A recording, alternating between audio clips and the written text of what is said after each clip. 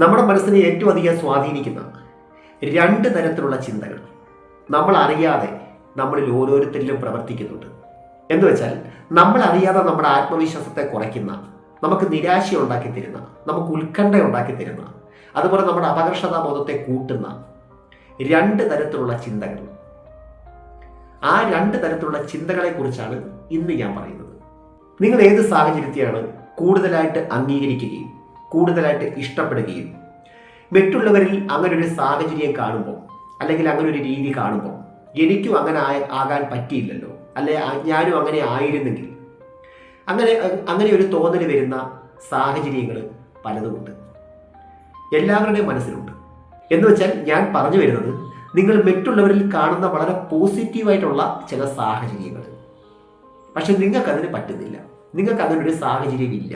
അത് ഒരു വ്യക്തിയുടെ ഫാമിലി ബാക്ക്ഗ്രൗണ്ട് ആകാം, അല്ലെങ്കിൽ ഒരു വ്യക്തിയുടെ ബന്ധങ്ങളാകാം, എന്തായാലും അത് നിങ്ങളെ ആകർഷിക്കുന്നുണ്ട്. അപ്പം ഞാൻ ഈ പറയുന്നത് നിങ്ങളുടെ ഉള്ളിൻ്റെ ഉള്ളിൽ തോന്നുന്ന ഒരു ഫീലിങ്സ് മാത്രമാണ്. അതൊരു പക്ഷേ പുറമേ നിങ്ങൾ അങ്ങനെയൊന്നും ആയിരിക്കത്തില്ല, നിങ്ങൾ ആ രീതിയിലൊന്നും ആയിരിക്കത്തില്ല പുറമേ പ്രകടിപ്പിക്കുന്നത്. എന്ന് വെച്ചാൽ മറ്റുള്ളവരിൽ അത് കാണുമ്പം നിങ്ങളുടെ ഉള്ളിൻ്റെ ഉള്ളിൽ ഒരു അസ്വസ്ഥത ഉണ്ടാക്കുന്ന കാര്യം. ഇനിയാണ് രണ്ടാമത്തെ കാര്യം, നിങ്ങളിൽ തന്നെയുള്ള ചില കുറവുകൾ, ചില നെഗറ്റീവായിട്ടുള്ള സാഹചര്യങ്ങൾ, നിങ്ങൾ അതിനകത്ത് വളരെ കോൺഷ്യസ് ആണ്.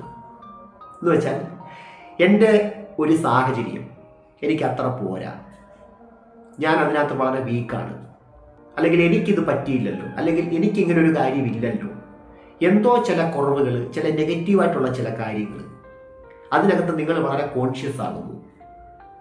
നമ്മുടെ അപകർഷതാബോധത്തിൻ്റെ, നിരാശയുടെ, അതുപോലെ സെൽഫ് എസ്റ്റീം ഒക്കെ കുറയുന്നതിൻ്റെ അടിസ്ഥാനപരമായിട്ടുള്ള ചില കാര്യങ്ങളെക്കുറിച്ചാണ് ഞാൻ ഈ പറഞ്ഞുകൊണ്ട് വരുന്നത്.